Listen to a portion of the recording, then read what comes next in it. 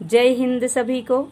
किसी ने ठीक ही कहा है, सोचता हूँ समय के पूर्व ईसा को सूली, सुकरात को विष, प्रफुल्ल को गोली, खुदी को फांसी क्यों मिली।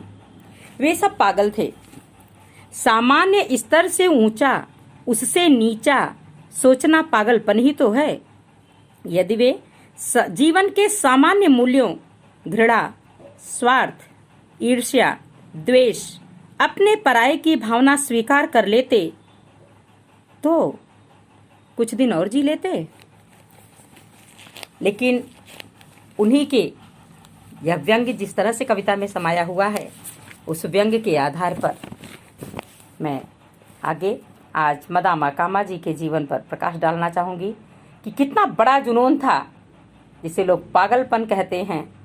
उस समय का पागलपन आज तक लोगों को खुशियां दे रहा है। कामा का जन्म 1861 में एक धनाढ्य पारसी परिवार में हुआ था। क्रांतिकारी विचारों वाली थी और इनके क्रांतिकारी विचारों के कारण पति से असहमति रही। केवल कुछ ही वर्ष तक शादी का दाम्पत्य जीवन टिक सका। जिस समय महाराष्ट्र में प्लेग फैला हुआ था, उस समय यह एक तपस्विनी की भांति इस दुख दारुण अवस्था में रोगियों की सेवा करने में लग गईं। लोगों के कहने पर भी अपने सेवा भाव में कोई अंतर नहीं लाईं। 1901 में उन्होंने विदेश यात्रा किया। यूरोप में उनका परिचय दादा भाई नौरोजी तथा सरदार सिंह राणा आदि से हुआ। वह 30 सालों तक इंग्लैंड और फ्रांस में रहकर क्रांतिकारी कार्यों में संलग्न रहीं। उन्होंने 15 अगस्त 1907 में जर्मनी के स्टुटगार्ट नगर में अंतर्राष्ट्रीय सम्मेलन में प्रतिनिधित्व किया। मदामा कामा बहुत दिनों से पताका की कल्पना दिल में सजोए हुए थीं। वह उसे फहराने वाली प्रथम महिला हैं। स्वयं अपने हाथों निर्मित वह झंडा वहां फहराईं और फिर अपना प्रस्ताव सम्मेलन में रखीं। देखिए प्रस्ताव में क्या कहा उन्होंने।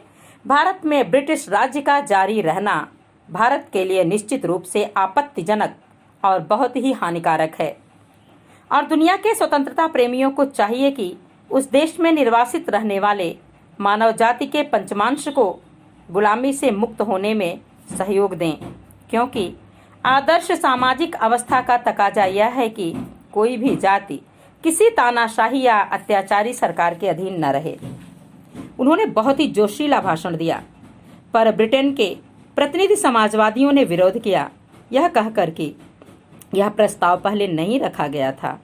30 दिसंबर 1908 को लंदन में भारतीय देशभक्तों का एक सम्मेलन हुआ, जिसमें बिपिन चंद्रपाल, लाला लाजपत राय, सावरकर, आगा खां आदि उपस्थित थे। आगा खां खापरदे सभापति चुने गए। कामाजी ने विदेशी वस्तुओं का भारत में बायकॉट करने का प्रस्ताव रखा। ज्ञानचंद्र ने उनका समर्थन किया। सावरकर ने स्वराज्य की मांग पेश किया। सावरकर नासिक षड्यंत्र में अभियुक्त घोषित किए गए तो मदामा कामा ने नासिक षड्यंत्र में अभियुक्तों की पैरवी में वो लग गई थीं। दूसरी तरफ श्यामजी कृष्ण वर्मा तथा सरदार सिंह राणा को बचाने के लिए वे स्वयं ही ब्रिटिश परिषद पहुंची और बयान दिया, मैंने ही छत्रभुज अमीन को बाउनिंग पिस्तौलें दी थी, सारी जिम्मेदारी मेरी है और मैं ही दोषी हूँ, ये है हिम्मत। इतना कहने पर भी उनके नाम का न तो वारंट निकला, न तो उन्हें गिरफ्तार किया गया, क्योंकि उस समय वह फ्रांस में थी और उनके खिलाफ कदम उठाने पर अंतर्राष्ट्रीय झगड़ा हो सकता था। वह पेरिस में वंदे मातरम पत्रिका निकालती रहीं। वंदे मातरम कितना महत्वपूर्ण है यह बताने के लिए हम एक एक शहीदों की जीवनी पर प्रकाश डालें, तब समझ में आएगा कि राष्ट्रभक्ति क्या है। उन्होंने वंदे मातरम में लिखा, सभा में, रेलवे के स्टेशन पर, गाड़ी पर, जहां भी मौका मिले अंग्रेजों का वध किया जाए। इसमें अफसर और साधारण अंग्रेजों में कोई भेदभाव न किया जाए। नाना साहब ने इस रहस्य को समझा था और अब हमारे बंगाली दोस्त भी इस बात को कुछ कुछ समझने लगे हैं। जो लोग ऐसे प्रयत्न करते हैं उनकी चेष्टाएं जय युक्त हों और उनके अस्त्र विजयी हों। आगे फिर उन्होंने लिखा कि हाल में जो हत्याएं हुई हैं, भगवत गीता से उनका समर्थन होता है। जब हिंदुस्तान के कुछ गुलाम लंदन की सड़कों पर सीना फुलाकर घूम रहे हैं और राजकीय सर्कस में जॉर्ज पंचम के सामने दुनिया को दिखाकर सिजदा कर रहे हैं, उस समय हमारे दो नौजवानों टिनेवेली और मैमन सिंह ने अपने साहसपूर्ण कार्यों द्वारा यह प्रमाणित कर दिया है कि भारतवर्ष सो नहीं रहा है। 1914 में वह पुराने गढ़ में कैद कर ली गई। 4 साल तक कैद रहने के बाद वह फिर फ्रांस वापस आई।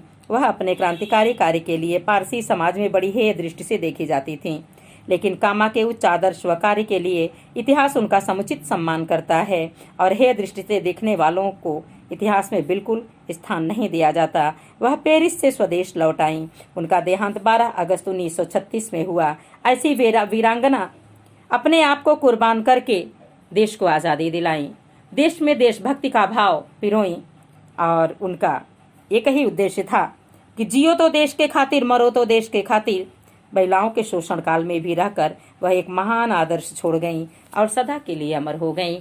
मैं उनको कोटि कोटि वंदन करते हुए अपनी बातें ही समाप्त करती हूँ और आप सभी को पुनश्च जय हिंद, भारत माता की जय, वंदे मातरम।